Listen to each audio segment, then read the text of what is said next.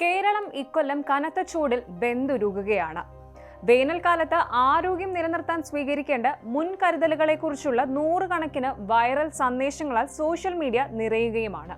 അതിലൊന്നാണ് ചൂടുകാലത്ത് തണുത്ത വെള്ളം കുടിക്കുന്നത് രക്തക്കുഴലുകൾ ചുരുങ്ങുമെന്നും സ്ട്രോക്കിന് വരെ കാരണമായേക്കാമെന്നും ഒക്കെയുള്ള സന്ദേശം.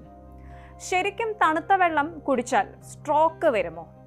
40 മുതൽ 50 ഡിഗ്രി സെൽഷ്യസ് വരെ ഉയരുന്ന അടുത്ത ഹീറ്റ് വേവിനായി തയ്യാറാകുക എന്നും പുറത്തെ ചൂടിൽ നിന്ന് അകത്തേക്ക് വരുന്നവർ തണുത്ത വെള്ളത്തിൽ കുളിക്കരുത്, തണുത്ത വെള്ളം കുടിക്കുന്നത് ഒഴിവാക്കണമെന്നുമൊക്കെ പറഞ്ഞുകൊണ്ടുള്ള ഒരു പോസ്റ്റ് സാമൂഹ്യ മാധ്യമങ്ങളിൽ ഇപ്പോൾ വൈറലാണ്. തണുത്ത വെള്ളം കുടിക്കുന്നവരുടെ രക്തക്കുഴലുകൾ പൊട്ടിത്തെറിക്കുകയും അവർക്ക് സ്ട്രോക്ക് വരികയും ചെയ്യും അത്രയും. ഹൃദയമിടിപ്പും രക്തസമ്മർദ്ദവും പെട്ടെന്ന് കുതിച്ചുയരാൻ തണുത്ത വെള്ളം കാരണമാകും. ഈ വർധനവ് ഹൃദയസ്തംഭനത്തിനും ശേഷം പക്ഷാഘാതത്തിനും കാരണമാകും.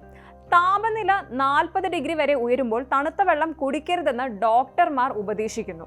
ഇങ്ങനെയൊക്കെയാണ് പോസ്റ്റിൽ പറയുന്നത്. ഇത് ശാസ്ത്രീയമായി സത്യമാണോ?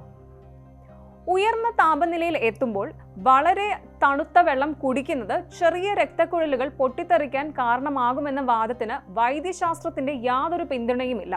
നിങ്ങൾ കുടിക്കുന്ന വെള്ളത്തിന്റെ താപനിലയും രക്തക്കുഴലുകളുമായി യാതൊരു ബന്ധവുമില്ല. ഇന്ത്യയിൽ തന്നെ 40 മുതൽ 50 ഡിഗ്രി വരെ താപനിലയുള്ള അനേകം പ്രദേശങ്ങളുണ്ട്. അവിടെ ഒന്നും രക്തക്കുഴലുകൾ പൊട്ടിയതായി റിപ്പോർട്ടുമില്ല. വ്യത്യസ്ത കാലാവസ്ഥകളോടും താപനിലകളോടും പൊരുത്തപ്പെടാൻ ശരീരത്തിന് സ്വാഭാവികമായൊരു കഴിവുണ്ട്. അതുകൊണ്ട് തന്നെ ആന്തരിക രക്തക്കുഴലുകൾ പൊട്ടുന്നതിനുള്ള അപകട സാധ്യത വർദ്ധിപ്പിക്കുന്നു എന്നതിന് തെളിവുകളൊന്നുമില്ല. കുടിക്കുന്ന ജലത്തിന്റെ താപനില തണുപ്പോ ചൂടോ ആകട്ടെ, നമ്മുടെ രക്തക്കുഴലുകളുടെ ബലത്തെ നേരിട്ട് ബാധിക്കില്ല എന്നതാണ് വാസ്തവം. ഇനി ഡീഹൈഡ്രേഷനും ക്ഷീണവും തടയാൻ ചൂടുള്ള കാലാവസ്ഥയിൽ ശരീരത്തിൽ ജലാംശം നിലനിർത്തേണ്ടത് പ്രധാനമാണ്. ചൂടുള്ള സമയത്ത് പുറത്ത് സമയം ചിലവാക്കിയ ശേഷം തണുത്ത വെള്ളം കുടിക്കുന്നത് ഹാനികരമാണെന്ന വാദം ശാസ്ത്രീയമല്ല. തണുത്ത വെള്ളത്തിന് ഉന്മേഷം നൽകാനും ശരീര താപനില നിയന്ത്രിക്കാനും കഴിയും. ഉയർന്ന ചൂടിൽ ദീർഘനേരം സമ്പർക്കം പുലർത്തിയതിനു ശേഷം തണുത്ത വെള്ളം അമിതമായ അളവുകളിൽ കഴിക്കുന്നത് ചിലപ്പോൾ ശരീരത്തിന് താൽക്കാലിക അസ്വസ്ഥതകളോ ഗുരുതരമായ കുഴപ്പങ്ങളോ ഉണ്ടാക്കാം. എങ്കിലും സാധാരണ അളവിൽ കുഴപ്പമുള്ള കാര്യമല്ല. ഈ തണുത്ത വെള്ളം നേരിട്ട് കിഡ്നിയിലെത്തി അതിന്റെ പ്രവർത്തനം തകരാറിലാക്കുമെന്ന വാദങ്ങളും തെറ്റാണ്. ശരീരത്തിന്റെ താപം പുറത്തു കളയാൻ കൂടുതൽ ബുദ്ധിമുട്ടുള്ള ചൂട് സമയങ്ങളിൽ തണുത്ത ഭക്ഷണം, വെള്ളം എന്നിവ ശരീരത്തിന്റെ ആരോഗ്യകരമായ താപനില നിലനിർത്താൻ ശരീരത്തെ സഹായിക്കുക പോലും ചെയ്യാറുണ്ട്. കൂടാതെ ഹൈപ്പർതെർമിയ പോലുള്ള മെഡിക്കൽ സാഹചര്യങ്ങളിൽ ശരീരത്തിന്റെ താപനില പെട്ടെന്ന് കുറച്ചു കൊണ്ടുവരാൻ ഐസ് ബാത്ത് പോലുള്ള സംവിധാനങ്ങൾ ആശുപത്രികളിൽ പോലും ഉപയോഗിക്കാറുമുണ്ട്.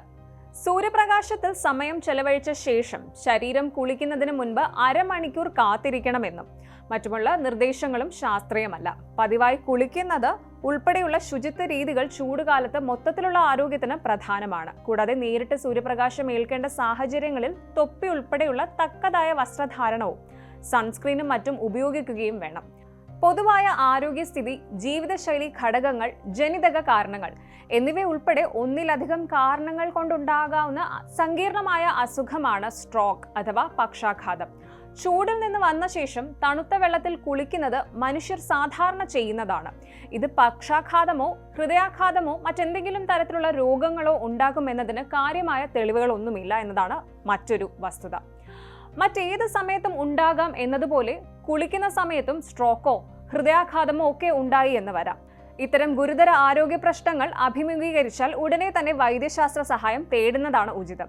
ചുരുക്കി പറഞ്ഞാൽ കുളിക്കുന്നതിനും കുടിക്കുന്നതിനും തണുത്ത വെള്ളത്തെ മാറ്റി നിർത്തേണ്ടതില്ല. പക്ഷേ തണുത്ത വെള്ളം കുടിക്കുമ്പോൾ തൽക്കാലം ഒരു ആശ്വാസം കിട്ടുമെങ്കിലും ദീർഘകാല അടിസ്ഥാനത്തിൽ ഈ ശീലം ആരോഗ്യത്തെ മോശമായി ബാധിച്ചേക്കാമെന്നും പഠനങ്ങൾ സൂചിപ്പിക്കുന്നുണ്ട്.